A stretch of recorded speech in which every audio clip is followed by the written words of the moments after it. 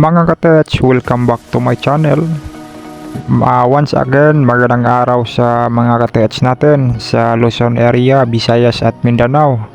Ako ay nagpapasalamat sa suporta ninyo. And by the way mga katets, kung hindi ka pa nakapag-subscribe sa aking channel, paki-click lang po sa subscribe and then paki-click na rin sa notification bell para lagi kang updated sa bago nating upload mga katets.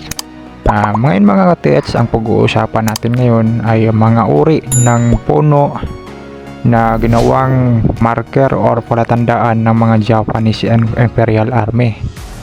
And then bago ang lahat mga katets, ako ay magpasalamat muna once again. Maraming salamat sa walang sawang suporta ninyo. And then I hope na may matutunan kayo sa vlog ko. Okay mga katets. Then ngayon mga katets, magsimula na tayo.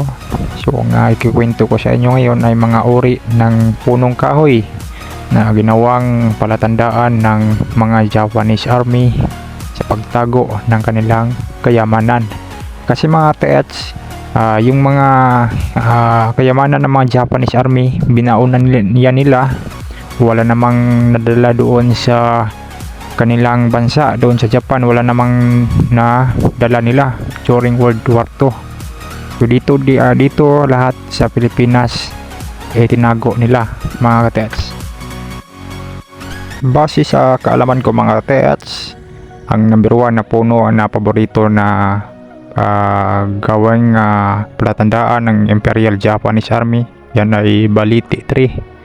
Yung Baliti Tree mga katets, yan ay isa sa paborito na ginawang palatandaan ng mga Japanese Army. So bakit? So ganito kasi yan mga katets, yung Baliti Tree ay matagal mamatay. So yan ay number 1 talaga mga katets. Habang tumatagal yan yung Baliti Tree ay lalong lumalaki mga katets. And then marami ding nakatira dyan na mga hindi natin makikita mga katets. Yan yung paborito na pagtaguan ng Japanese Army base sa kalaman ko mga katets, and then base sa karanasan ko doon sa kasi sa Santa Cruz area, may naka-hedge doon.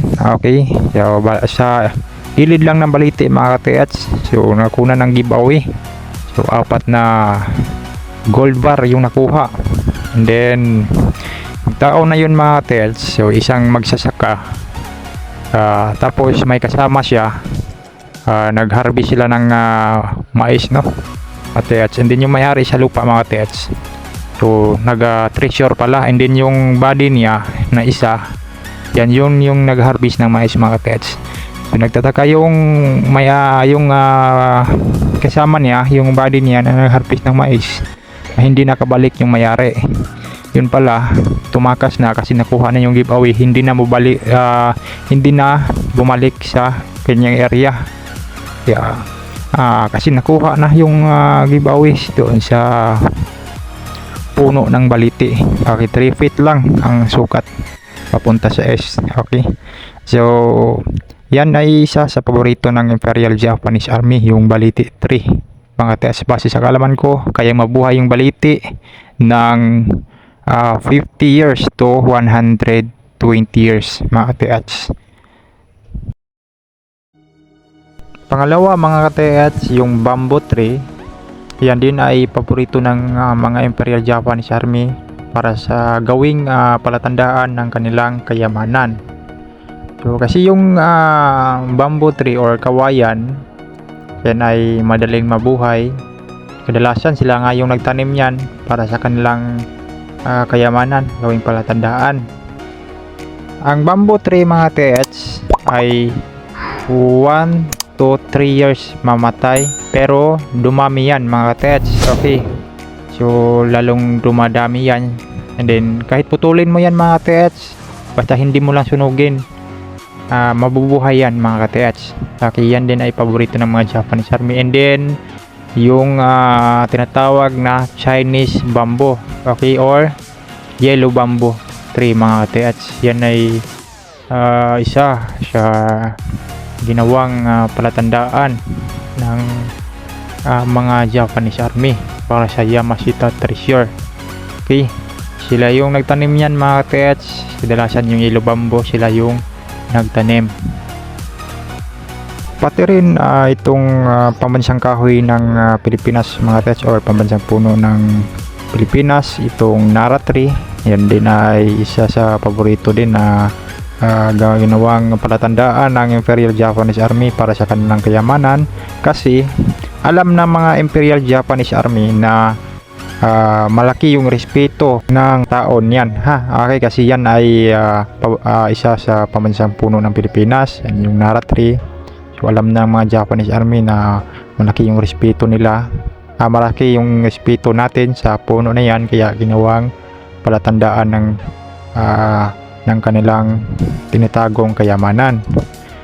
And then yan din ay matagal mamatay, tsaka base sa kaalaman ko, yung kahoy na yan mga TH, yung Nara tree, kayang mabuhay ng 90 years hanggang 180 years mga TH.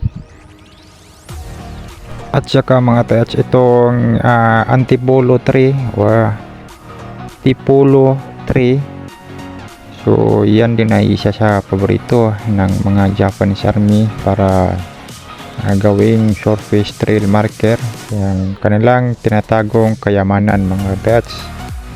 Yan din ay matagal mamatay kahit anong init. Yan ay patagal lang patagal, lalong lumalaki mga TH.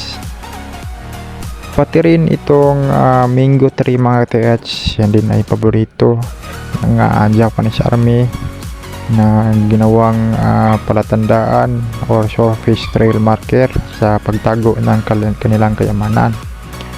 Pero lahat ng binanggit ko na puno, lahat na kinukwento ko sa inyo, bago kayo mag-operation mga TH, bago kayo kailangan alam ninyo yung history ng lugar, kung may naganap ba na Japanese encampment during World War II. So importante talaga yung history ng lugar mga ka-TH. Pati na rin itong Tugas tree mga ka-TH, yan din ay paborito ng mga Imperial Japanese Army para sa pagtago or para ginawang palatandaan ng para sa pagtago ng kanilang kayamanan.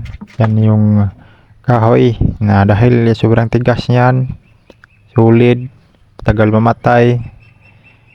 And then marami pang iba na klase ng puno mga TH, kagaya ng niyog, tisa tree, marami pang iba. Pero kailangan alamin ninyo muna yung history ng lugar, kung may mga Hapon ba na laging pumunta dyan, and then may kampo ba dyan during World War II. Hanggang dito lang muna yung vlog natin mga TH. Salamat sa panonood. I hope na may natutunan kayo sa mga vlog ko. Okay, ako ay nag-upload araw-araw mga TH. Ako ay nag-upload ng actual remapping para may matutunan yung mga tropa natin, TH natin sa Luzon, Visayas, Mindanao. Ulitin ko, maraming salamat.